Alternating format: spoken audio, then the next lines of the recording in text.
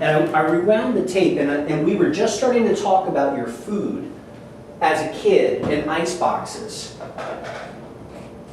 Because we talked so much after the cameras were off, I forgot where the last part we spoke about on tape, we were talking about, as a kid, you said your mom would did she do the ball jars?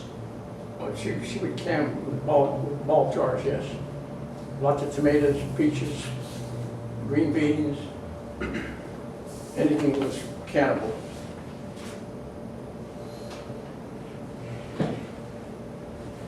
She also made my shorts. Okay. She'd buy flour in 100-pound bags, and they come in cloth bags. Uh-huh. And my shorts would say Oxygen Flour or Daniel Boone. When you say shorts, do you mean like the shorts I'm wearing or like boxer shorts? The inside shorts. Yeah. Yeah. Oh, that's funny. And that's the stuff that we take for granted, because like we just go to the store, Absolutely.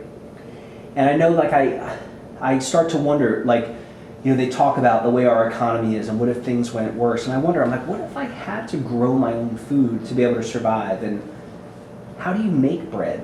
Like, you know, it's like I just buy bread, so it's interesting to see what people knew how to do. You talked about doing something with shoes. Who would even know how to make shoes today? I didn't repair shoes. You made them, right? What they had was, they sold these glue-ons. Mm-hmm. So once you bought a pair of shoes, Yeah. to get them resold would cost $2 or $3. Mm-hmm. Now they probably cost 10. I think shoemakers are out of business now. Sure. It's cheaper to buy a new pair of shoes. Right.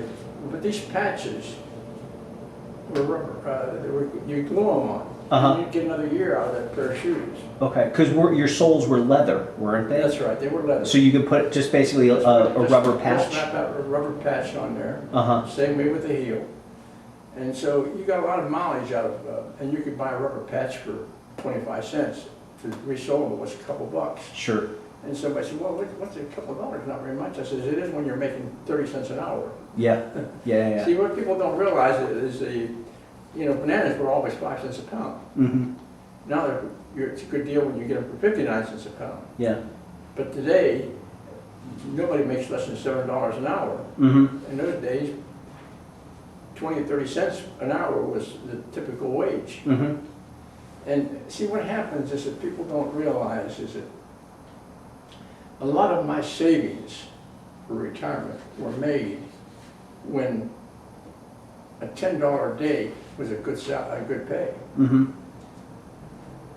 Well, if I had to depend strictly on my pension right now, thank goodness that I worked until I was 71, because I had I was up in the 6-digit Mm-hmm. deal, and they gave me a good pension. But if I had retired at 63 or 65, I would not be living right here. Sure. Sure. You see what I mean? Yeah.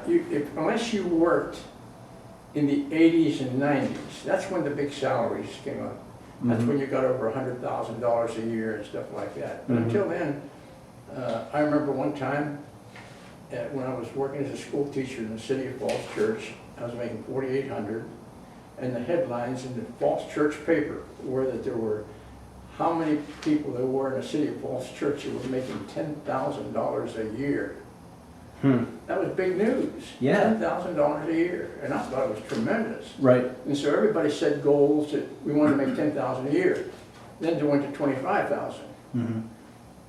Then it jumped really to the latest one I heard is that unless you make at least $65,000 a year, you really have a hard time making a living in this area. Mm-hmm. That makes sense. Go ahead. No, I'm trying to remember, because we had.